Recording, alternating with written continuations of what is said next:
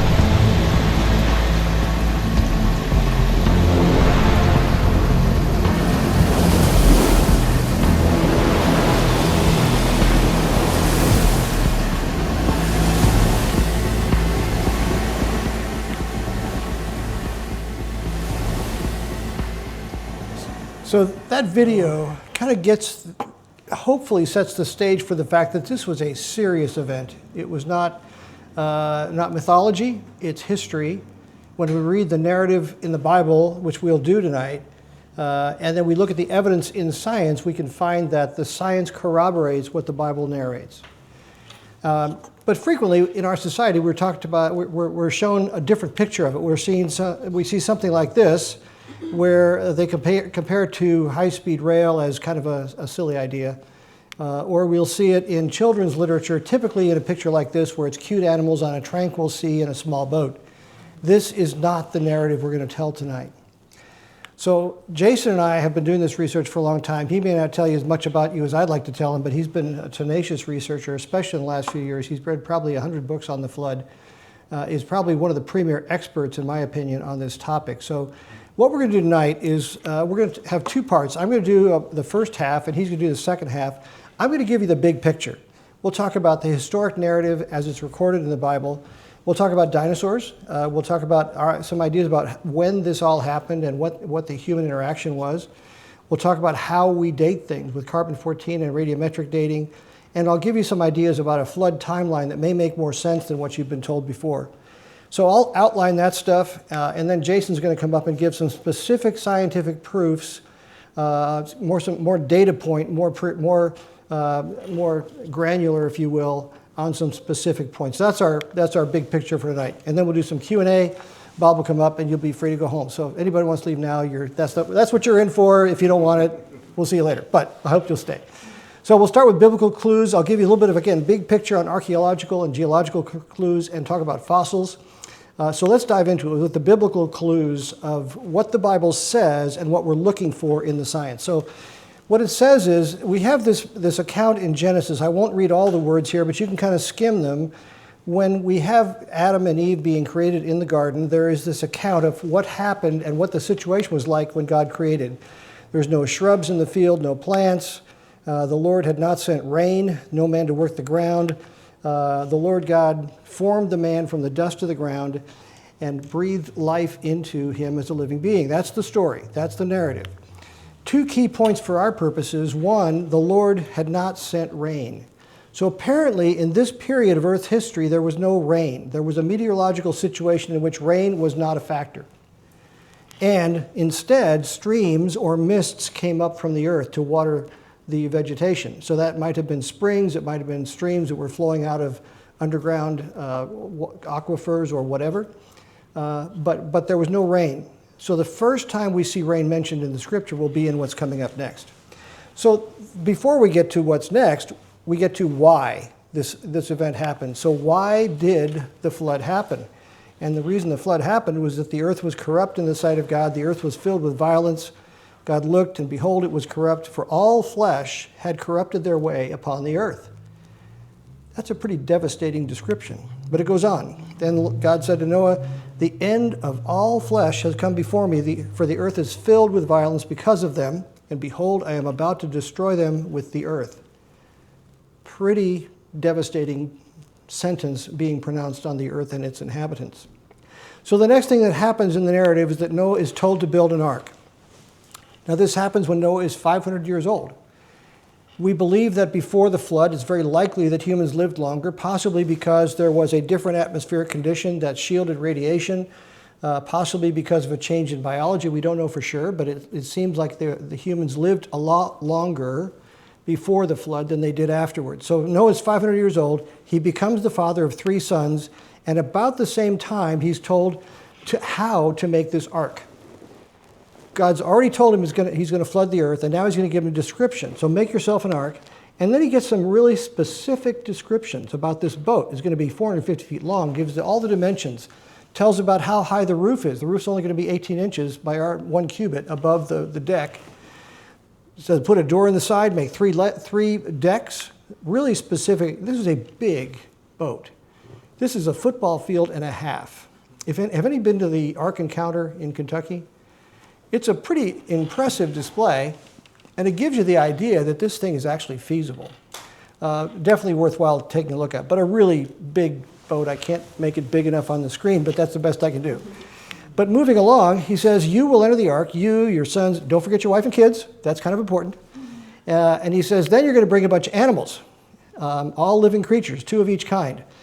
And this is where I hate to break it to you, but there was one kind of animal, namely unicorns, were not included in the ark. Okay, so spoiler alert, no unicorns. And then he said, by the way, pack a lunch. You're going to be there a while. And so take every kind of food. And so he packs this picnic basket, but it's a big picnic basket.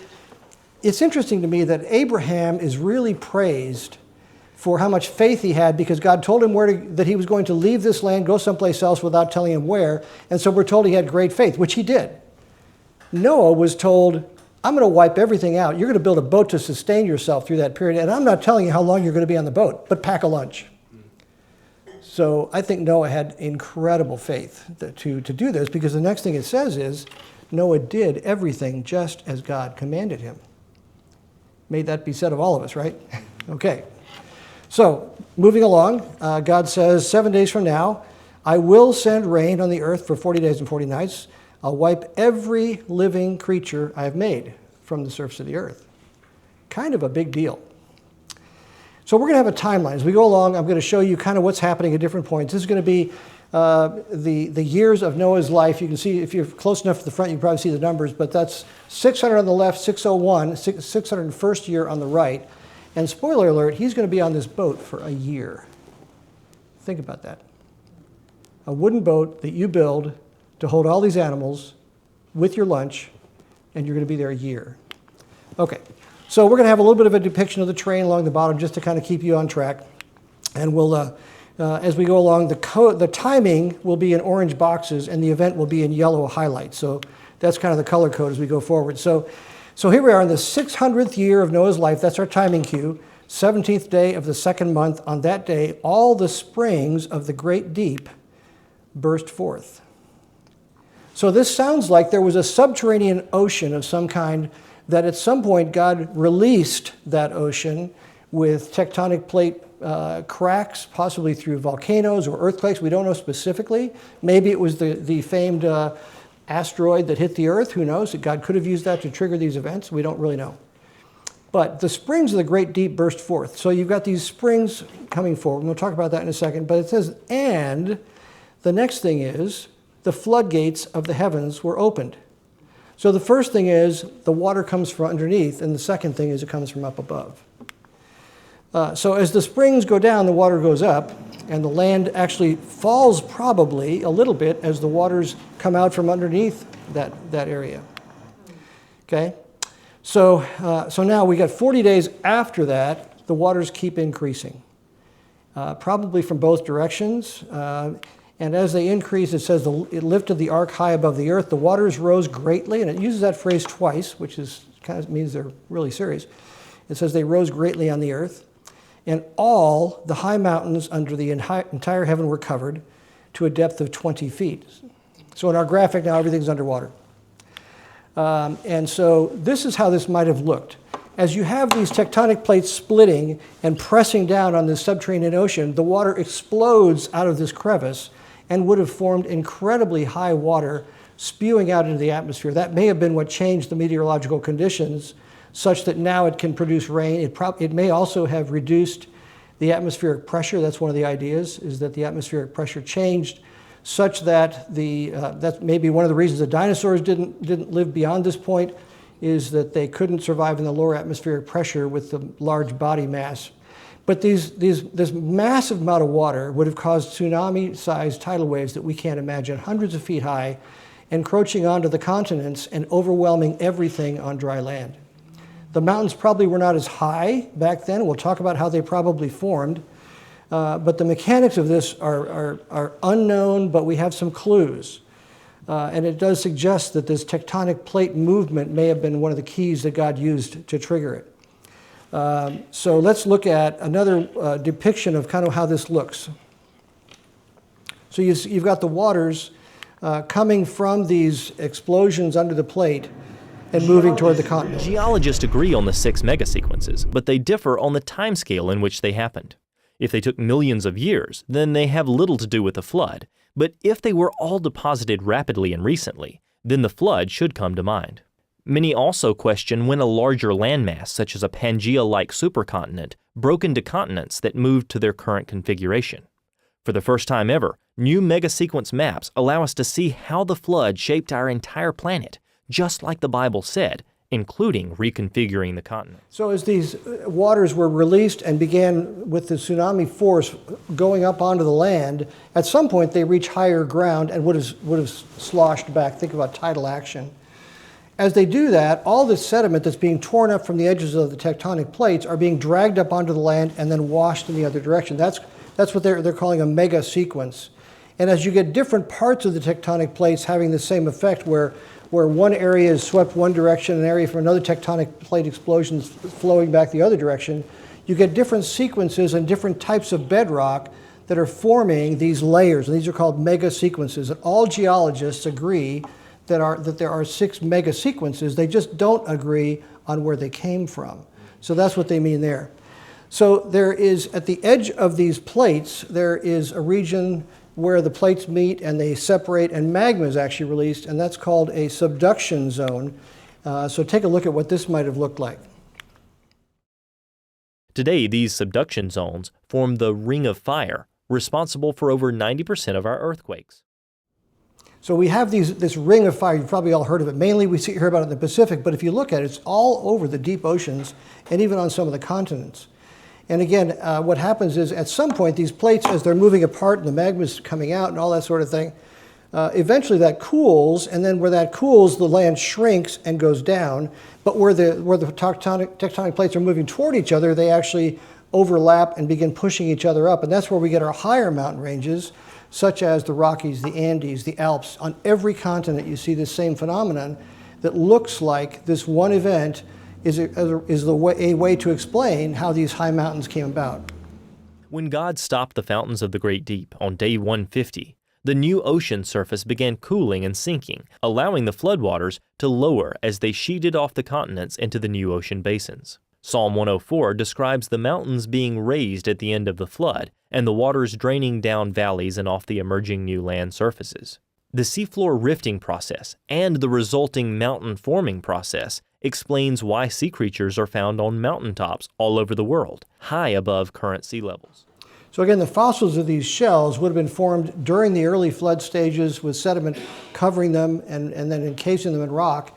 And then the tectonic plates being pushed up together and exposing them in certain areas like we see even in the Himalayas. The highest mountain ranges have these fossil deposits. So that's kind of a combination of the big picture of geology and the narrative. But let's go back to the narrative and see what else it says. So God remembered Noah, the springs of the deep, the floodgates of the heavens are closed, the rain stops falling, the water begins receding, and at the end of 150 days, which is now the 7th month, if you do the math, 5 months after the first event, which is the 2nd month, 17th day. Now we're the 7th month, 17th day. The water had gone down, and on the 17th day of the 7th month, the ark came to rest on the mountains of Ararat. So 7 months into this thing, or five months into this thing, the ark begins to settle onto some kind of solid ground. But it's not time to get out yet. Okay, the waters continued to recede till the 10th month of the first day, and at that point, now we start to see the tops of the mountains become visible. So now we're another couple months farther down the road, and we start seeing, again, the ark is going to settle on a mountain, and we're going to see these mountain tops become visible from the ark. It's interesting, I'm not sure exactly why the ark comes to rest so early, and it's later that we see mountain tops, perhaps in the distance is what they're talking about there. But that's, again, we're a long ways into this year on the boat. So as the flood continues as the water continues to settle into the deeper areas, after another 40 days, Noah sends out a dove, and it comes back with nothing because it can't find any place to land. And then 7 more days, he sends it out, the water's receded, and the dove brings back an olive branch, which means things have started growing. So there's starting to be some stability reforming. And then we have another period that happens. He waited 7 more days, sent the dove out again. This time it did not return to him. So we have 3 more data points, a couple weeks apart in the 11th month, but we still don't get out of the boat because you have just been through a massive series of volcanoes, earthquakes, flood, and you ain't going out there yet because it's scary out there. Okay, I get that. So they stay in the boat. And the flood ends by the first day of the first month of Noah's 600th and first year. The water had dried up. And then the 27th day of the second month, almost 2 months after that, the earth was completely dry. And at that point, God says, come out of the ark, you and your wife and your sons and your wives. Like, it's okay. You can leave your life preservers behind. It's time to get out of the boat. And so that's the time period in which we see this entire flood narrative going along. So God specifies, the question next is was it regional? Because we're frequently told it was just a regional flood, just a little area of the earth. And I want to look at the language and see if the language allows for that. So God says he's going to wipe from the face of the earth every living creature. He talks about high mountains, living things on the face of the earth, specifically animals, creatures, birds, mankind. And he uses some real specific language, only Noah. So any of you remember when you were in English class in junior high, they said, don't use superlatives. Never use never or always, because there's always an exception, right? God's not afraid of superlatives. So when he says every living creature, all the high mountains, everything on dry ground, every living thing, only Noah, there's not really any wiggle room. In fact, if you look at this, everybody want to speed read this? This is a chapter and a half from 7:11 to 8:24 of Genesis. And I've highlighted the superlatives in this passage. There are 27 times that he uses the terms every, always, everything, only. So my question to you is, well, I'll ask the question in a second. Just this one short passage. Look at this. All the high mountains under the entire heavens. Every living thing that moved on the face covered the mountains with more than 20 feet. Every living thing that moved on the earth perished, birds, livestock, etc., creatures, mankind. Everything on dry land, every living thing on the face of the earth was wiped out, wiped from the earth. Only Noah was left. The question is, do you think that there's any room in here for this being a regional flood as far as the way the Bible describes it? It doesn't look like it to me, okay? So for people that claim it's a regional flood, my first question is, does the Bible allow for that? And the second question will be, what does the evidence show? So I'm going to run really quickly through some geological examples, and we're going to look at geology and anthropology. Geology first. There are three kinds of rocks. Anybody take geology before? Okay. So igneous rocks are volcanic. They come from volcanoes, magma, all that kind of stuff. Metamorphic rock is heat and pressure deep in the earth. That's marble, quartz, schist, those kinds of slate is one of those. And then there's sedimentary rock. That's the most common rock. In fact, it's so common that you almost never encounter any other kind of rock. You have to look for the other kinds of rock.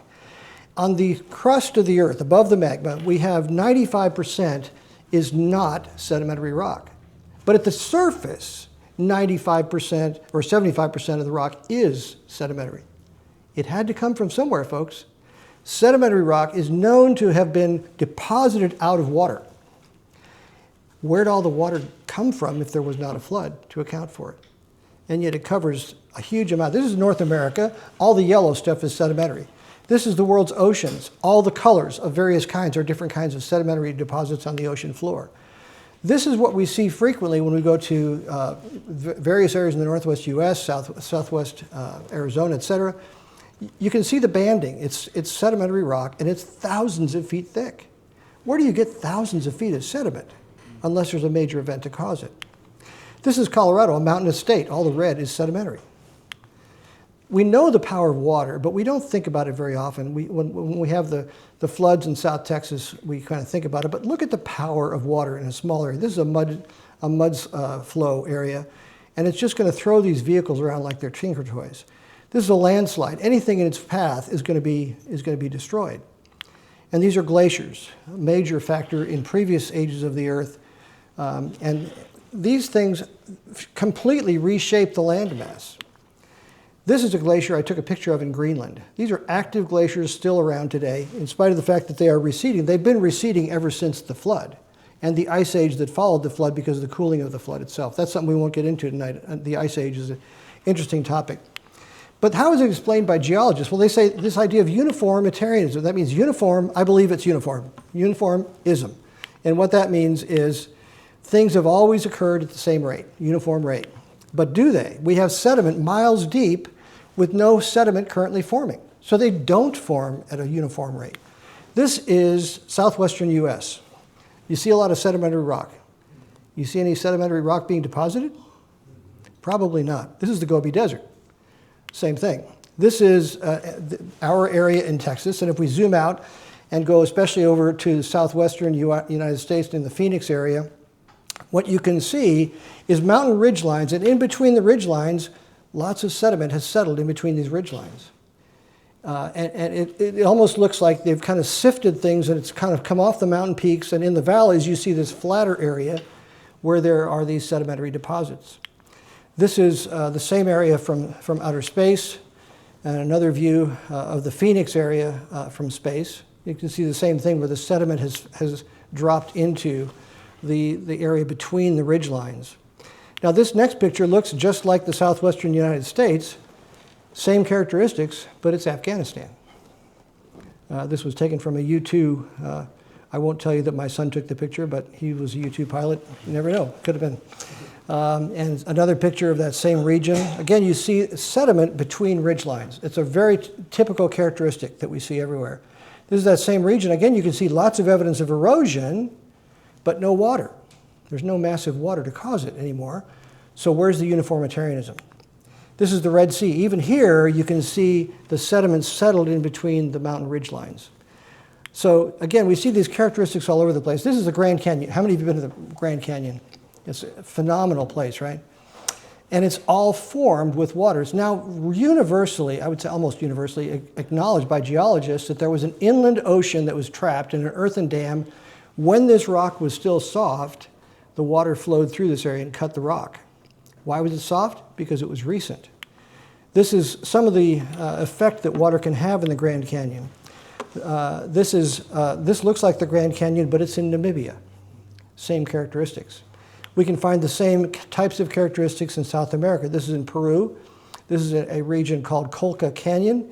It is twice as deep as the Grand Canyon. It's not as wide, but it's 10,000 feet deep, all sedimentary rock. This is another Grand Canyon, but this one is in China. They're on every continent. You can find these kinds of canyons because the same effect happened everywhere. So this is the central United States, all the way from Texas up through Canada and from Colorado to Ohio and farther east, this broad plain of incredibly fertile land, and it's all sedimentary rock. This is South Lake, Texas. We are sitting here in Denton on sedimentary rock, thousands of feet deep.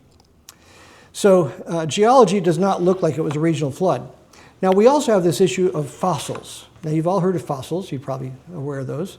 And in fossils, we find these incredible creatures buried, some of which are extinct. Trilobites and other creatures I can't even name. Here's a fish that's eating another fish caught in the act. This was not a gradual deposit. This was a sudden covering up of this fish eating another fish caught in the act. This is a dolphin giving birth. And then we have these guys, and these dinosaurs that kids love. Years ago, I don't know what year it was, how many of you watched the original Jurassic Park movie? It's very rare that you go to a movie and you find yourself in awe of God, especially when it came from Hollywood. But when I saw this scene that I'm going to play next, I just marveled, and I hope you did too.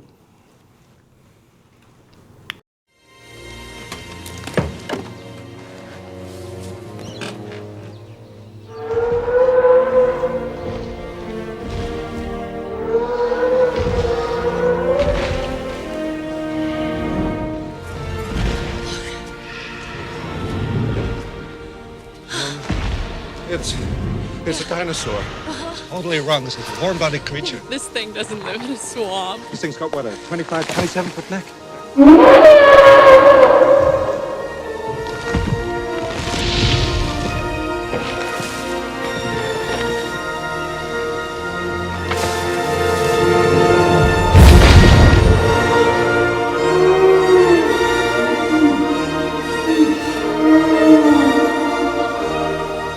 Welcome to Jurassic Park.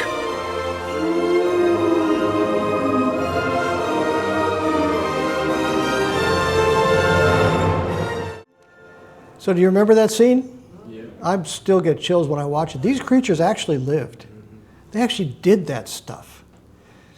And why does this guy look like this after he just had this amazing experience? Because it's a Hollywood movie and he knows this is coming next. You got to have some dinosaurs eating people or there's just not a Hollywood movie to be made, right? All right, but that's probably not the way they behaved. But when did the dinosaurs live? That's the next question. So we typically see this idea of a geological column. And we're told that carbon dating helps us to date things, radiometric dating and the potassium argon and uranium lead. What is the geological column? Well, it's this idea that layers of strata were laid down and they give us a marker for when different animals existed. And we'll see these incredibly detailed charts. In fact, you'll see, so over here, you'll see dates with 4 degrees. That's really accurate. If you see something that says 199.6, they really know what they're talking about, right? Except when you go to the next chart, it's different numbers. And I'm not going to go into real detail, but you can look this up later. It's really, they don't all have the same numbers. So before, the bottom of the Cambrian was 570, here it's 542. But we got 4 digits of accuracy. We can't even get 1 digit right.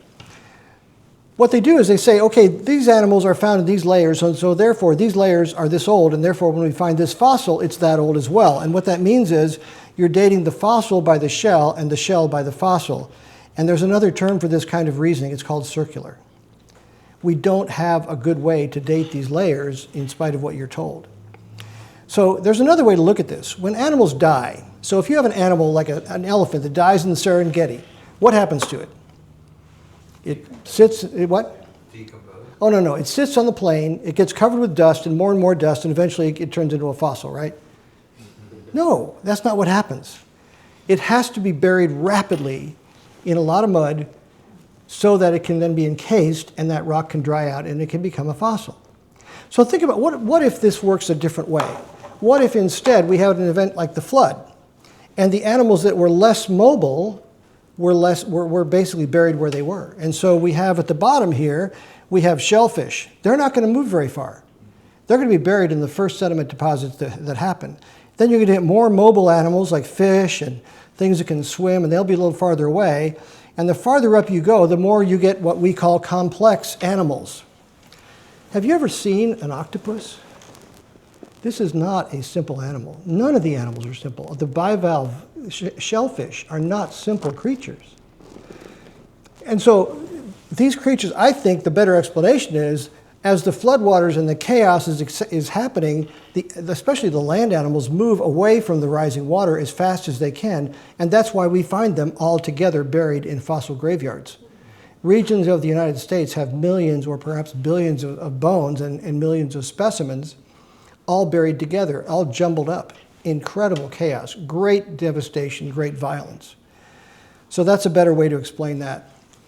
Carbon dating, we're typically told, well, we know how old things are by carbon dating. Well, the way carbon dating works is you have nitrogen that's bombarded the upper atmosphere, and a single proton is turned into a neutron and goes from nitrogen 14 to carbon 14. And over a period of 5,700 years, it gradually turns back into stable nitrogen. That's how carbon 14 is dated. Every creature, all of you have this. Is that a living plant? You have the same carbon 14 as that plant if it's alive. If it's plastic, it's not. That's game over.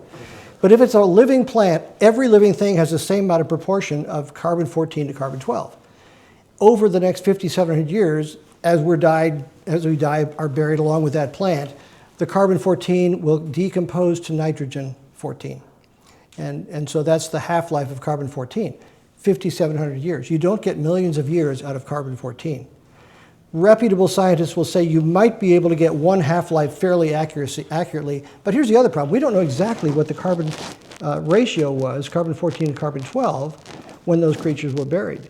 And so we're making assumptions that it's the same ratio as we have now, but we don't really have a good way to know it because everything else that was buried at that point was buried at that point.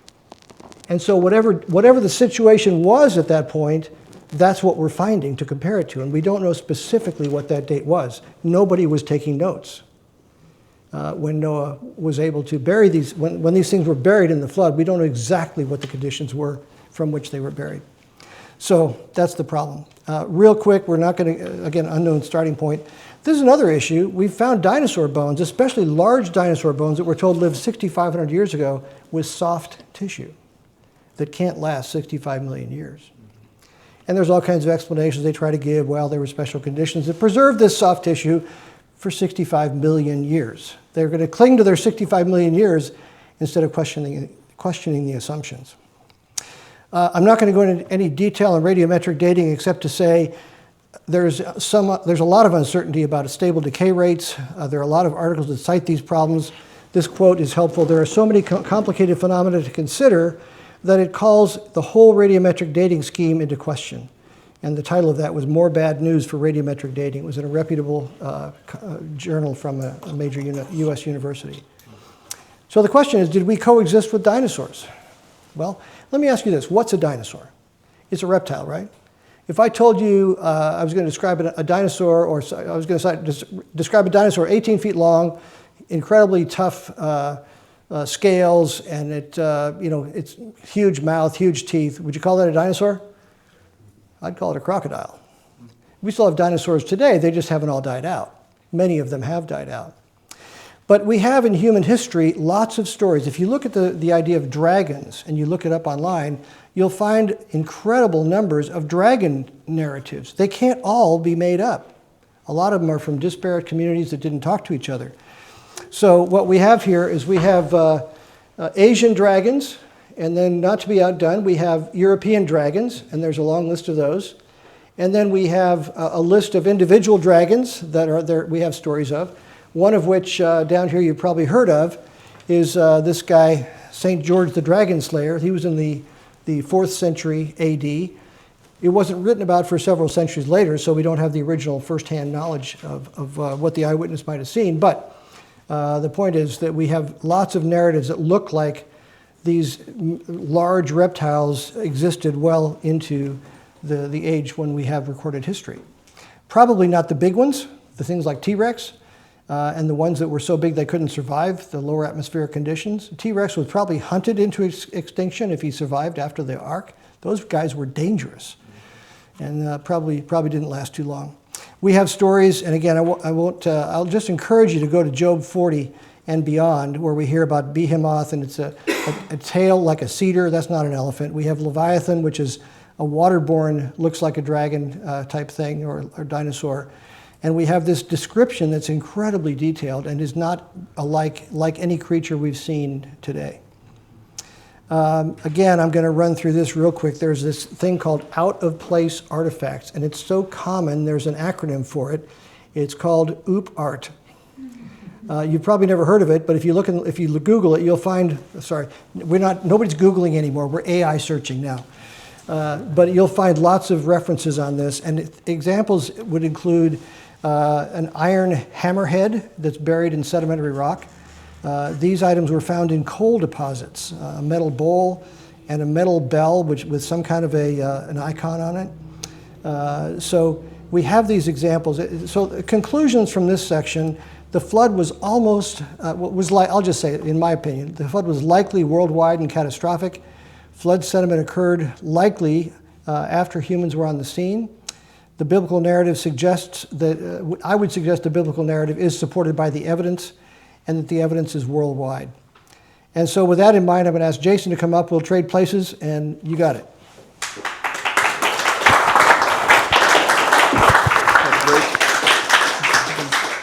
Double up. And cool. Thank you guys for having me. Just 30, 60 seconds about me and the flood, and just a little background about Jason.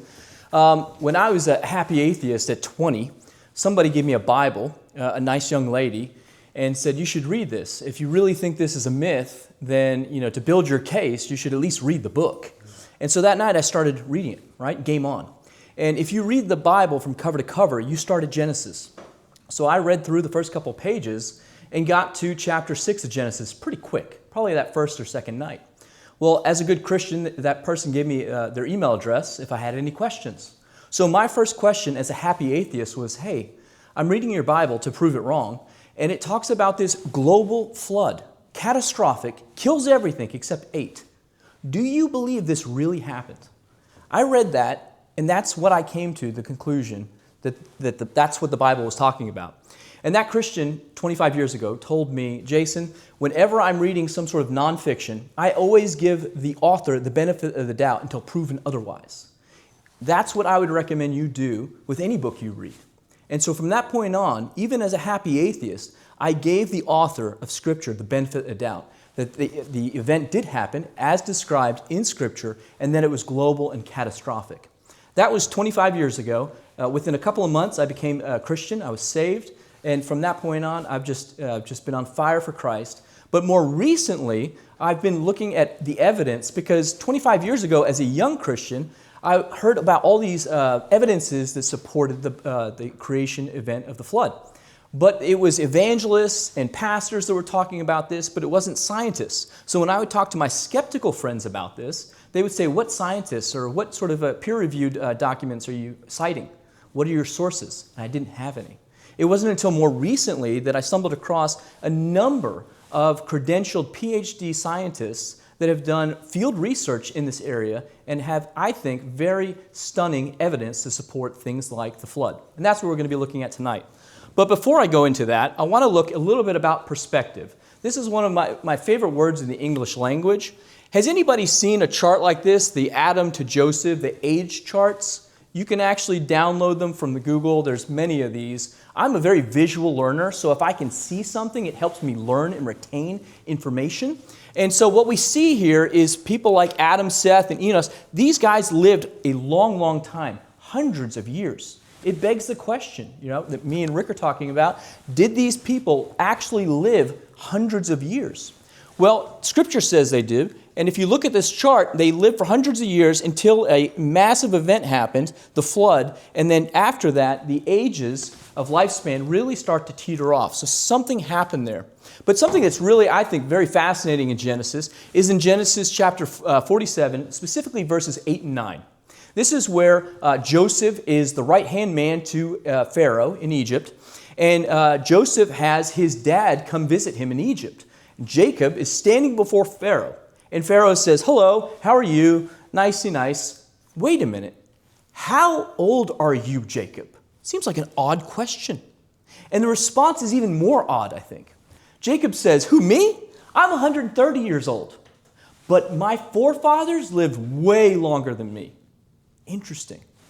That's in chapter 47. A little bit of perspective there. Now let's dig into the science. So first of all, I'm going to talk about 7 different evidences that support the global flood event. If I had several hours tonight to speak, I could speak to over 50 different evidences, but we're going to narrow it to just 7. The first one is we're going to cover sedimentation and specifically time and rate. So this is a flume experiment conducted in a lab by ICR. And what you can see here is when you have sediment in water, fast-moving water, you start to have layering or a sedimentation event which creates strata. That's what the geologists call it. So you can see in less than 30 seconds, strata is forming in fast-moving water.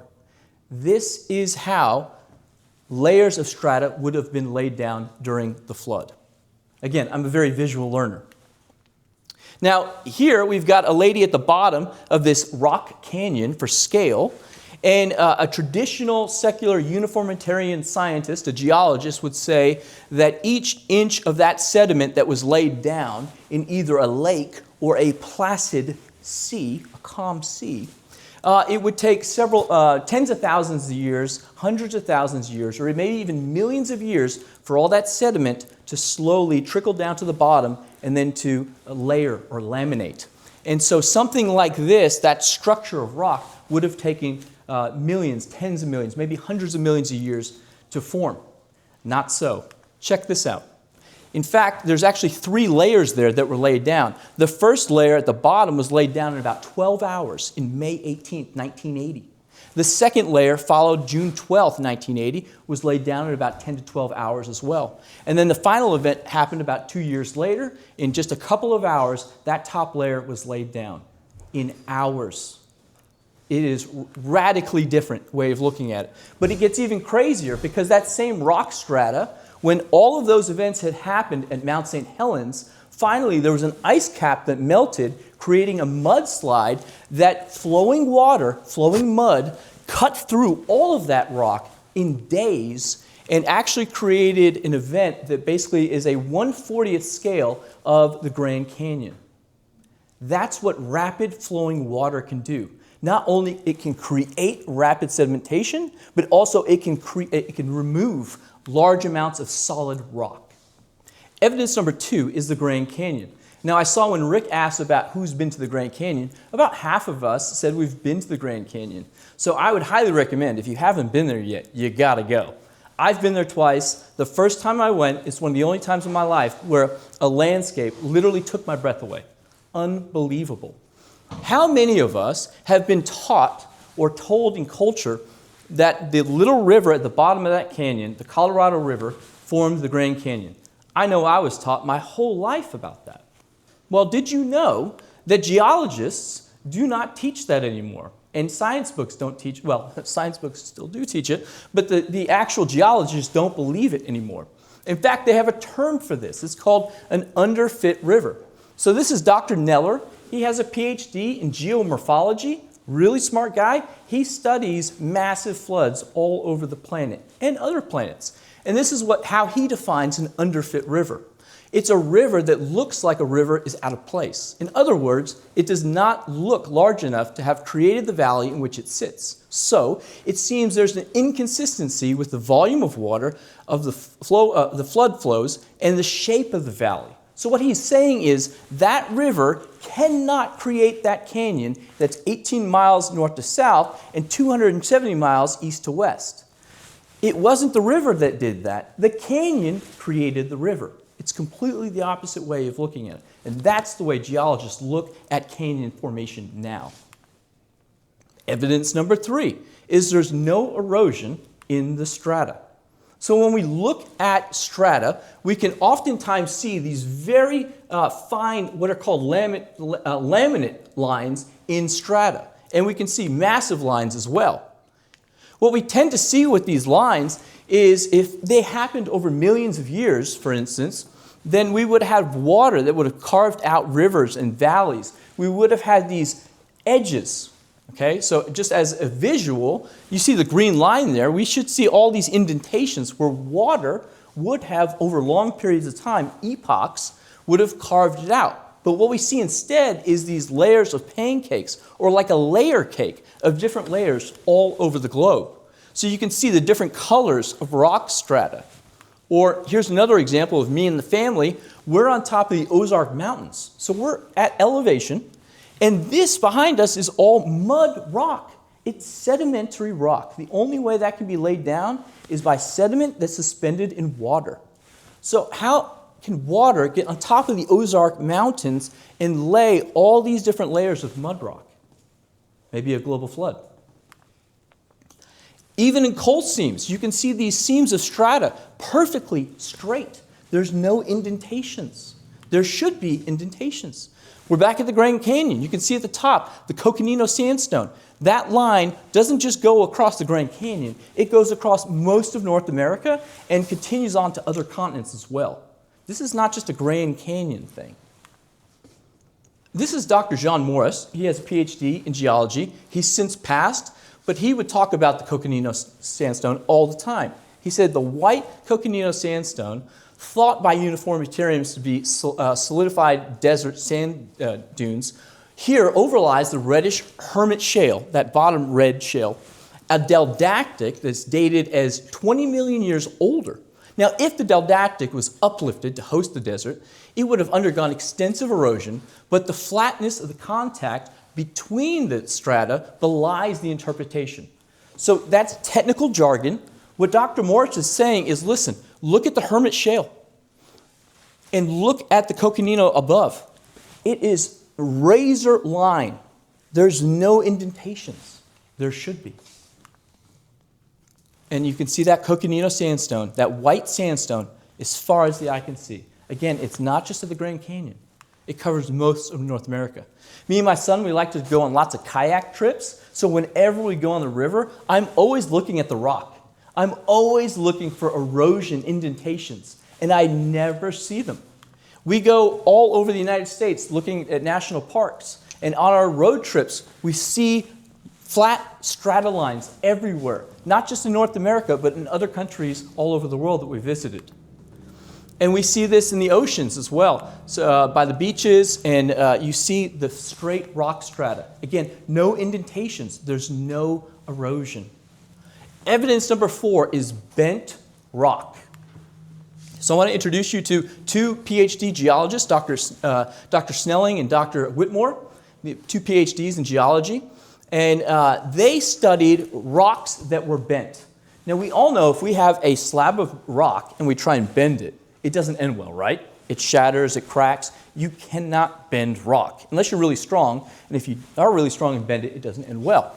So this is in the Grand Canyon. They're studying this rock formation that's going along, and then you can see on the slide, it goes all the way up about 90 degrees, straight up. But rock doesn't bend. This is what the geologists say. You can immediately see that the folds are so smooth that it seems intuitive that the folds have had to have occurred when soft. So there's only 2 times you can actually bend rock like this. Either one, it has to be treated very, very hot, okay, and then it basically bends like plastic. But when you treat rock with incredible heat, it actually changes the chemistry of the rock from sedimentary rock into metamorphic rock. The chemistry is different. So what these scientists wanted to do is they wanted to go into the Grand Canyon, take some rock samples, bring them back to the lab, and check the chemistry. Did the chemistry change? So they took 53 rocks out of the Grand Canyon with the Park Service permission, and that's a whole story unto itself, brought it back to the lab, studied it, and what they realized is that again and again, the rocks, the chemistry hadn't changed. So the secular scientists would say, oh, that bent rock there, it was because it was hot. It was really hot. No, that's not what the chemistry says.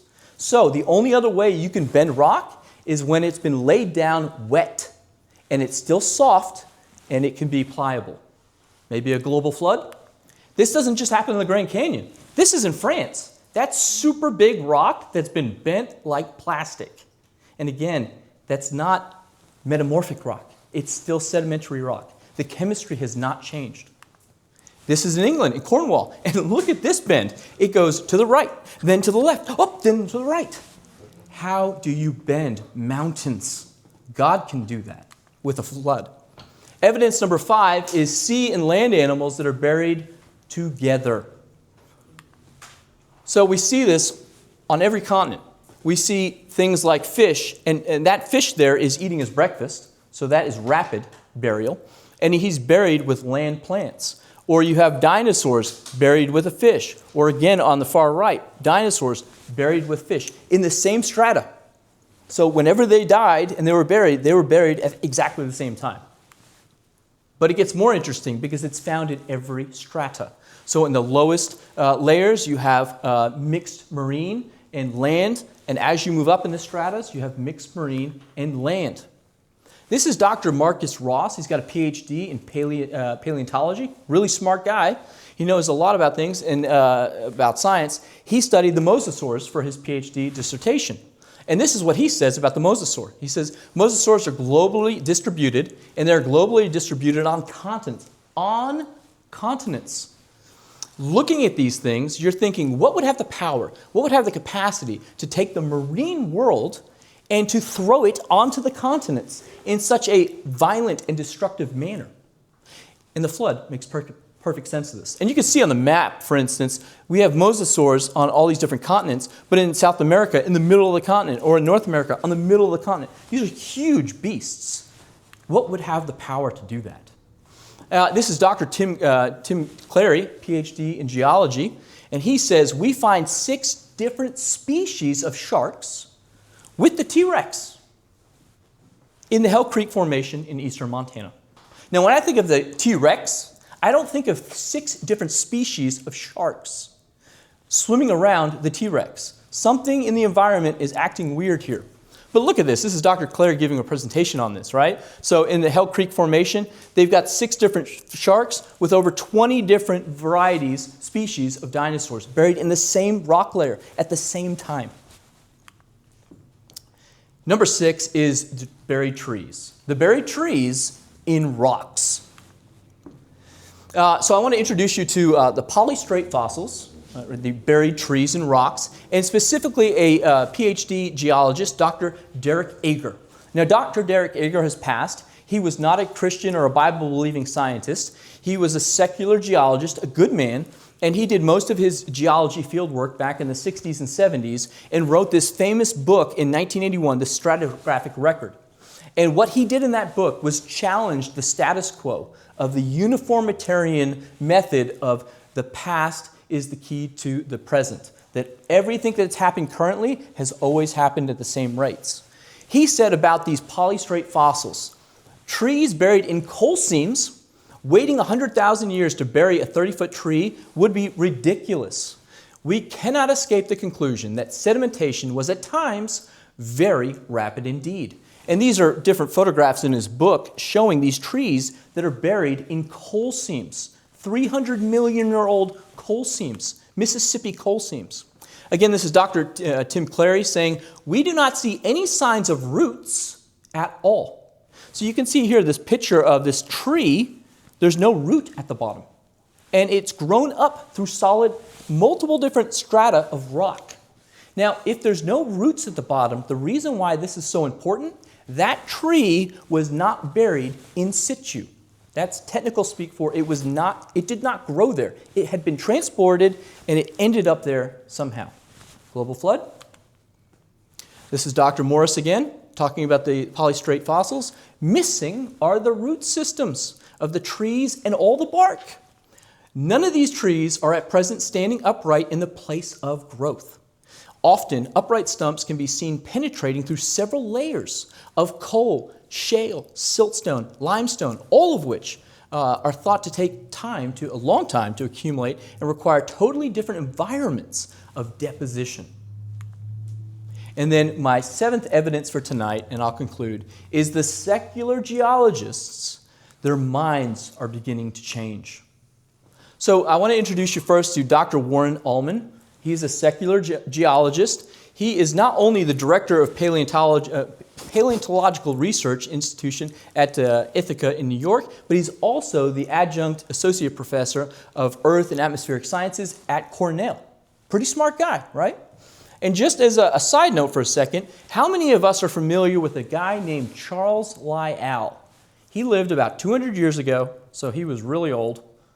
And he wrote a really famous book called Principles of Geology.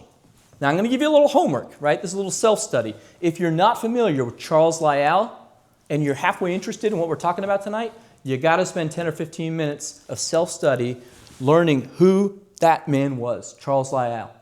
He changed what I think everything. When it comes to the flood study, it changed everything. He was Charles Darwin. We all know who Charles Darwin is. He was Charles Darwin's mentor. And in 1830, when he wrote a series of 3 volumes of Principles of Geology, he turned geology upside down. And we are still reaping what he had done. So here we have Dr. Ullman talking about the Charles Lyell. He said, Lyell sold geology some snake oil. He convinced geologists that all past processes acted at the current rates, that is, those observed in historic time. This extreme gradualism has led to numerous unfortunate consequences, including the rejection of sudden or catastrophic events in the face of positive evidence for them, for no other reason than they were not gradual. I dig deeper, and I go to the most preeminent paleontologist of the 20th century, Dr. Stephen Jay Gould of Harvard University. He's since passed, but he said about Charles Lyell, gradualism was never proved from the rocks by Lyell or Darwin, but was rather imposed as a bias upon nature. It has had a profound negative impact on stifling hypotheses and by closing the minds of professionals towards reasonable, empirical alternatives to the dogma of gradualism. Lyell won with rhetoric what he could not carry with the data. And to just go back to Ager one more time, he says in his book in 1981, my excuse for this lengthy and amateur digression into the history is that I have been trying to show how I think geology got into the hands of the theoreticians, i.e. the uniformitarians, who were conditioned by the social and the political history of their day more than the observations in the field. He digs deeper. In other words, we have allowed ourselves to be brainwashed into avoiding any interpretation of the past that involves extreme or what might be termed catastrophic processes. Again, these are secular scientists. They're saying, guys, Lyell and Darwin, this geology thing, they may have gotten it all wrong, or large sections of it. So let's just wrap up with just a little bit more closer to home. This is in 2002. This is here in Texas at Canyon Lake. We had epic flooding, epic rains. And what happened was, you can see the dam of Canyon Lake there. It's overflooding its emergency banks. And we have 2 secular scientists, Dr. Lamb, Dr. Faunsted, publishing after this event in the periodical Nature Geoscience. They said, our traditional view of deep river canyons, and you can see on the bottom the river canyon, our traditional view of deep river canyons, such as Grand Canyon, is that they are carved slowly with regular flow and occasional moderate rushing of rivers that erodes rock over periods of millions of years. Watch this. Such is not always the case, however. You see, that's a little bit of a technical backpedal. Maybe we were wrong about this, because what happened at the canyon is within a couple hours, that rushing water, lots of moving water and sediment, carved out tons of solid rock that was sitting there prior. Imagine if the world was covered for 150 days or more with water. What could happen to this planet? So some resources that we recommend if you want to spend some time to dig a little bit deeper into this. Number 1 is Carved in Stone. This book is by PhD geologist Timothy Cleary. It is an excellent read.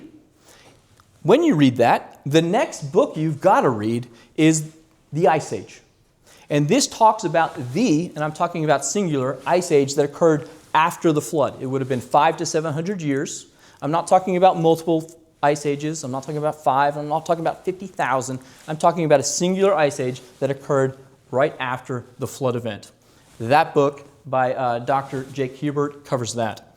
And then this all really started in the early 60s with the Genesis flood by Dr. Morris and Dr. Whitcomb. Excellent book, but I would start with those first two.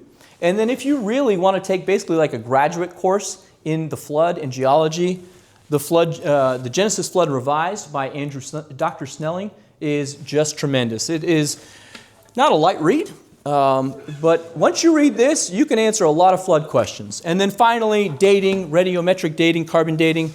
I think if you go to somebody that has a PhD in nuclear physics, Dr. Cusp's Rethinking Radiometric Dating, that's a good place to start. We do have a QR code here. If you scan that, that'll bring you to a website that I've created. The website URL is epicflood.org. So that's easy to remember, and epicflood.org. There's lots of interviews and documentaries and resources on there. But at this time, me and Rick are going to open it up to Q&A.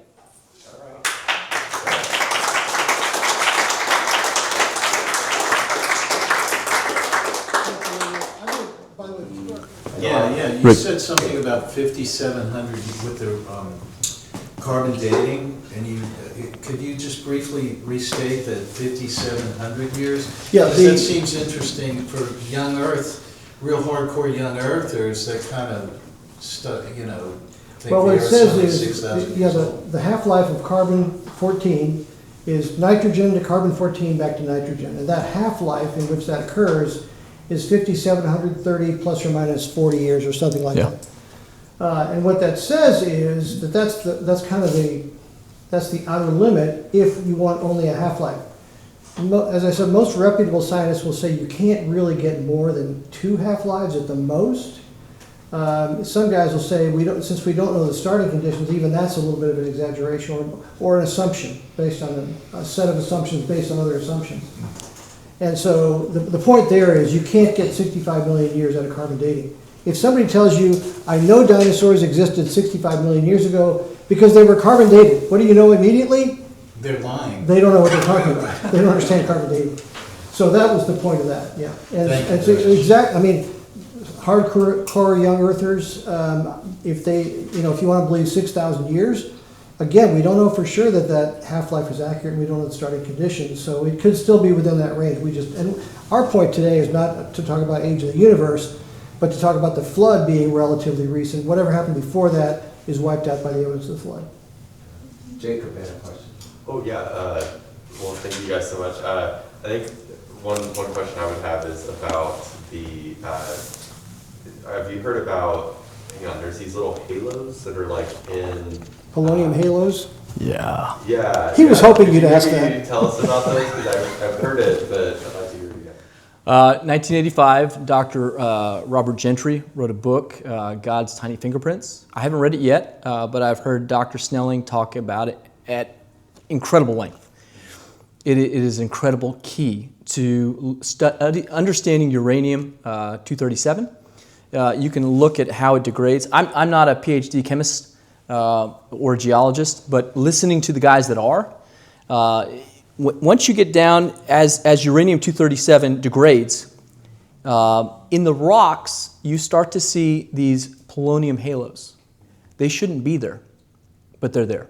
What kind of halos? They're called polonium halos. They have a half-life of about 1.5 seconds. Oh, wow. And in order for that breakdown chain of events to occur, for that signature to be in the rocks, it shouldn't be there, but it is. And it's not just in sedimentary rock, it's in metamorphic rock. So that's my 60-second answer. I could go on for a long time. Quick, don't they contain helium as well? The rocks... helium should have dissipated if they're millions or billions of years old as well. So it's another indication that we don't really know that those indicate an old rock, per se. Helium's a very slippery gas, and it should not, as we know with balloons, right? You put helium in a balloon, it's not going to last more than a couple days. This is because it can sneak out. It can sneak out of rocks as well. And when you go into very, very deep rock, which the Institute of Creation Research did over a course of 8 years from 1997 to 2005 in their RATE project. They dug down all the way down to, deep, deep bedrock, 1.5 billion year old rock, as the secular scientists would date it. And in that rock down there, they found measurable amounts of helium. The point is the helium should have diffused 1.5 billion years ago or sooner. It shouldn't still be there unless the rock is much younger. Interesting. Yeah. Speaking of, go ahead, Paul. Can I just add a part two to that question? The question would be, why are they there if they're not supposed to be there? And if they're there, could that be proof that God created out of nothing, that they just appeared seemingly? So great question. So two things. One, I would say, I think it begs the question that the rock is not 1.5 billion years old. And it's 1.5 to 3 billion years old. There's a little bit of wiggle room there. But that helium should not be there in the zircon crystals that are embedded in that rock. And then number two, sorry, what was the second part of the question? Just why, if you say they're not supposed to be there, why, the question is just why are they there? Yeah. And also, is that possible proof that God created out of nothing, that it just appeared? Is that what you're saying? What I'm suggesting, it's not proof, but what I'm suggesting is if the planet is young, then that is an argument for why, the helium is still there. Oh, that makes sense. If that rock is 1.5 to 3 billion years old, as the daters say it is, then the helium shouldn't be there. But we know the helium is because they bored it out, brought it in the lab, tested the zircon crystals, and there was measurable amounts of helium that shouldn't be there. And that was just one of numerous evidence. Just add that these subduction zones we talked about, where you've got these tectonic plates coming together, incredible heat and pressure, we can't simulate that. We can mathematically calculate what it might have been by estimation. We don't have any conditions like that we can really replicate to see what would have caused these things to form. But there were probably a lot of things that look really old that happened during the flood that were much more recent than we think, because we just don't know what those conditions could produce. Charles. I've heard also that on the polonium halos that they occur in granites. And so one of the reasons why it's important for the age issue is that the traditional thought is that granite slowly cooled over a long, long period of time. If that's the case, polonium halos with such a short half-life, those rings of discoloration shouldn't still be there. Shouldn't They be would there. have dissipated entirely. But there they are, which suggests that the granite was created much more rapidly, maybe instantaneously.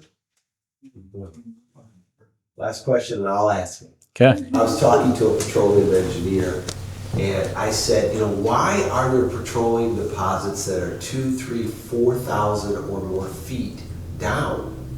How did they get there, right? Because that had to be a carbon source that turned into petroleum over time through heat and pressure. And he said, well, there was a flood. There was a flood and they got buried. So my question to you is, in human history, do we ever see floods that deposit material any more than hundreds of feet, let alone 2,000, 3,000, 4,000 feet? Can we point to anything in history that is that deep of a flood? Does that make sense to you? Flood deposit. I would say short answer is no. Mount St. Helens is a smaller example. Right. But no, there's no other cataclysmic event that could have buried thousands of feet of sediment on top of organic material. Right. So it seems to be a one of a kind. Yeah, it does. Go ahead, Alex. Yeah, go ahead. Alex. So also, it's not necessarily universal thought that it was from biological sources at all anymore, because hydrocarbons appear in, for instance, Jupiter's moons. One of them has an underground sea of hydrocarbons, similar to crude oil. So it isn't necessarily a universally agreed upon thing anymore, because science can get things wrong for all sorts of different reasons.